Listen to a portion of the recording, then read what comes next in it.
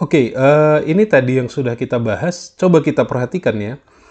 Di sini kita mempunyai persamaan Schrödinger untuk bergantung terhadap posisi ya. Nah, coba kita lihat di persamaan 1 ya.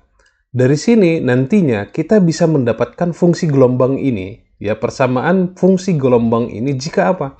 Jika potensial di sini tidak merupakan fungsi waktu, artinya dia hanya merupakan fungsi posisi, dan kita batasi pembahasan kita hanya di sini, ya, sehingga kita ingin menyelesaikan fungsi gelombang dari persamaan 1 ini. Nah, ini psi. Psinya ini seperti apa? Kan gitu ya. Ini yang ingin kita bahas. Oke? Nah, untuk menyelesaikan ini, karena fungsi gelombangnya merupakan fungsi posisi dan fungsi waktu, maka kita perlu melakukan pemisahan variabel.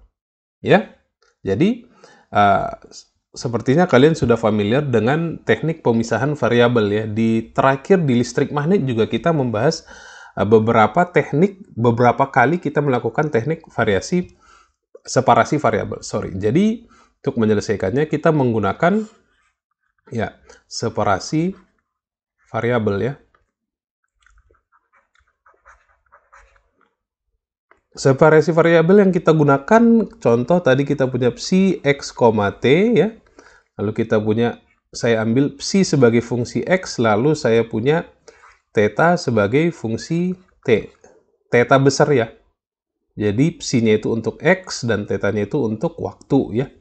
Oke, sehingga persamaan 1 ini bisa kita tuliskan ke dalam bentuk minus h bar kuadrat per 2m do kuadrat psi. Oke, psinya bisa kita ubah langsung ya. Oke, per do x, psinya mungkin kita ubah seperti ini dulu. Psi x theta besar ya, ini theta besar. Ya. Oke, ditambah operator potensial sama ya. Nah, psi x theta besar sebagai fungsi waktunya sama ya, sama dengan psi x theta besar sebagai fungsi waktu. Nah, dari sini bisa kita hilangkan fungsi waktunya ya, bergantungannya terhadap waktu ya, karena di sini theta bisa kita hilangkan. Nah, sekarang kita di sini hanya bergantung kepada posisi ya. Kalau kita tuliskan lagi minus h bar kuadrat per 2m do kuadrat psi x do x kuadrat, ini kuadrat ya, ditambah operator potensial psi x sama dengan psi sebagai fungsi x. Nah, ini kita buat sebagai persamaan 3 ya. Fungsi posisinya ya, dalam fungsi waktunya kita sudah buang atau sudah tidak ada lagi. Nah, sekarang bagaimana dia untuk yang persamaan 2 ya. Oke, coba kita lakukan separasi variabel untuk persamaan 2 ya. Oke, dari persamaan 2 kita dapatkan bahwasanya tadi IH bar, nah fungsi gelombangnya kita ganti juga dengan variasi seperti ini ya, separasi variabel. Kita punya IH bar do per do t ya, psi x theta sebagai fungsi waktu ya, sama dengan psi x theta sebagai fungsi waktu ya. Nah, sama berarti dengan hal yang tadi ya, dari sini bisa kita coret ini, sehingga sisanya sekarang adalah kita punya IH bar do per do t theta ya, sama dengan theta. Ini fungsi waktu tadi ya. Oke. Nah, sekarang kita ingin menyelesaikan persamaan ini. Ya, karena di sini sudah oke. Perhatikan ya. Karena ini tadi parsial, ya kan? Ini parsial, karena yang terhadap x-nya sudah hilang, maka ini sekarang bisa kita buat ke dalam bentuk turunan total. D per, saya buat sebenarnya D per dt, ya. Oke. Nah, kalau kita selesaikan ini berarti d theta per dt sama dengan E per I bar, ya, theta T. Oke, nggak usah pakai T lagi karena sudah merupakan fungsi waktu, ya. Oke, maka kita punya sekarang d theta. Nah, penyelesaiannya kan begini. Otomatis kita kumpulkan dulu yang terhadap theta, lalu yang dt-nya ke sana E per I bar dt. Oke, kita pindahin ya. Nah, sekarang kita integralkan kan untuk mendapatkan fungsi theta-nya, itu fungsi waktunya. Berarti dari kita ambil semuanya dari theta 0, contoh ya, ke theta gitu ya, ke theta. Lalu kita di sini integralkan juga dt ya, dari 0 ke t, gitu ya. Nah, di sini kita punya integral seper theta d theta ya. Hasilnya adalah ln theta ya. Dari theta 0 ke theta ya. Lalu kita punya di sini E per I bar ya, E per I bar T ya. Oke, sehingga kita punya di sini ln theta kurang ln theta 0 ya, atau kita buat langsung dalam bentuk ln theta per theta 0 ya. Sama dengan theta besar tadi ya. Ln theta besar per theta 0 ya. Sama dengan, nah di sini kan E per I ya. Nah, I-nya kalau saya naikin ke atas boleh minus ya. Jadi minus I E per H bar gitu ya. T gitu ya.